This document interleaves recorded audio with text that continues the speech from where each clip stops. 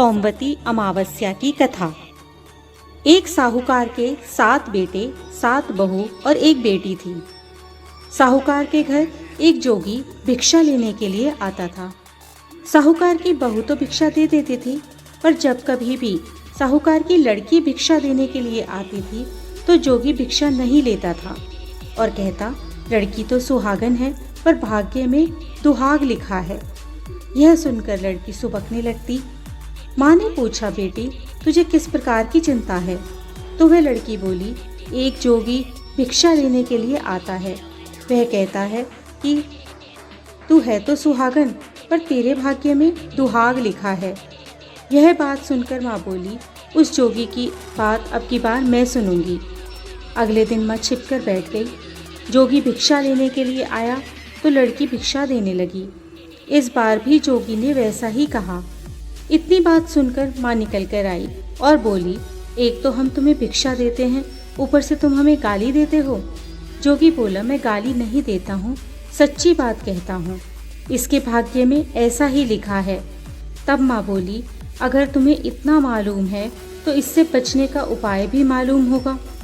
जोगी बोला, 7 समुंदर पार एक सोना धोबन रहती है जिसने सोमवती अमावस्या कर रखी है। अगर वह इसे आकर फल दे तो इसका दुहाग टल सकता है, नहीं तो विवाह के समय सर्प काटने से उसकी मृत्यु हो जाएगी। यह बात सुनकर लड़की की माँ बहुत रोने लगी।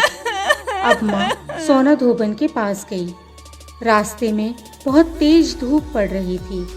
तब वह पीपल के पेड़ के नीचे बैठ गई।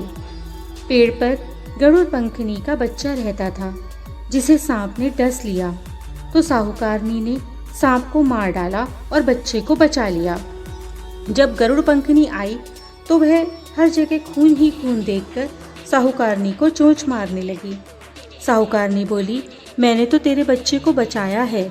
अब गरुड़ पंखनी बोली, तूने मेरे बच्चे को बचाया है सो कुछ मांग ले। साहूकारनी बोली, पहले वचन भरो। गरुड़ पंखनी बोली, मैं तुम्हें वचन देती हूँ। साहूकारनी ने कहा, मुझे 7 समुंदर पार सोना धोबन के घर छोड़ दो। अब गरुड़ पंखनी ने उसे सोना धोबन के घर छोड़ दिया। वहां जाकर साहूकारनी ने सोचा कि अब इसको मनाऊं कैसे। सोना धोबन के घर 7 बहुएं थीं जो कि घर का काम करने के लिए आपस में हर समय लड़ती झगड़ती रहती थीं। रात को जब सब सो जाते तो साहूकारनी सोना धोबन के घर जाती और उसका सारा काम कर देती और दिन निकलने से पहले ही चली जाती। अब सारी बहुएं आपस में सोचती कि सारे घर का काम कौन करता है। वो इस विषय में एक दूसरे से कुछ नहीं पूछती थीं। एक दिन सोना धोबन ने बहुओं से पूछा, आजकल तुम आपस में लड़ती झगड़ती भी नहीं हो, सारे घर का काम कौन करता है? तब बहुएं बोली, काम तो हमको ही करना पड़ता है, लड़ाई करने से क्या फ़ायदा। सोना धोबन ने सोचा, आज मैं देखूंगी कि कौन सी बहू सारा काम करती है। रात को उसने देखा कि एक औरत आई और घर का सारा काम करके जाने लगी। तो सोना धोबन ने पूछा, तुम कौन हो, तुम्हें क्या चाहिए? साहूकारनी बोली, पहले वचन भरो। तब सोना धोबन ने उसे वचन देती है। अब साहूकारनी बोली, मेरी बेटी के भाग्य में दुहाग लिखा है, सो तुम चलकर उसे सुहाग दे दो, क्योंकि तुमने सोमवती अमावस्या कर रखी है। सोना धोबन अपने बेटा बहू से बोली, मैं तो इसके साथ जा रही हूँ, मेरे बाद तुम्हारे पिताजी मर जाएं तो उन्हें तेल के कूपे में डालकर रख देना। अब वह साहूकारनी के साथ उसके घर आ गई। साहूकारनी ने अपनी बेटी का विवाह किया।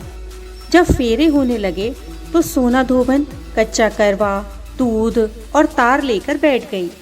थोड़ी देर में सांप आया और उस लड़के को डसने लगा, तो सोना धोबन ने करवा आगे करके तार से सांप को बांध दिया। डर के मारे सांप मर गया।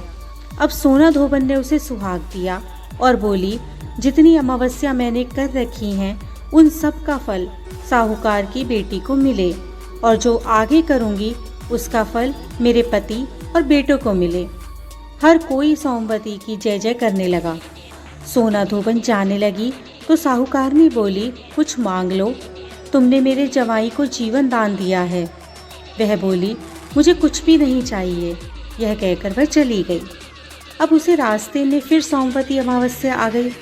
उसने पीपल के पेड़ के नीचे बैठकर कहानी कही, व्रत किया और पीपल की 108 फेरी लगाई। पीपल की पूजा करने के बाद वह घर गई तो वहां जाकर उसने देखा कि उसका पति मरा पड़ा है। जो सोमवती अमावस्या उसने रास्ते में की थी, उसका फल अपने पति को दे दिया।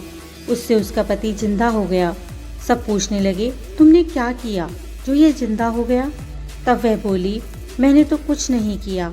रास्ते में सोमवती अमावस्या आई थी, सो मैंने उसकी पूजा की थी, व्रत किया और 108 फेरी पीपल की लगाई। सारी नगरी में ढिंढोरा पिटवा दिया गया कि हर कोई सोमवती अमावस्या की पूजा करेगा, व्रत रखेगा, 108 फेरी पीपल की लगाएगा। हे सोमवती अमावस्या, जैसे साहूकार की बेटी को सुहाग दिया, वैसे हर किसी को देना।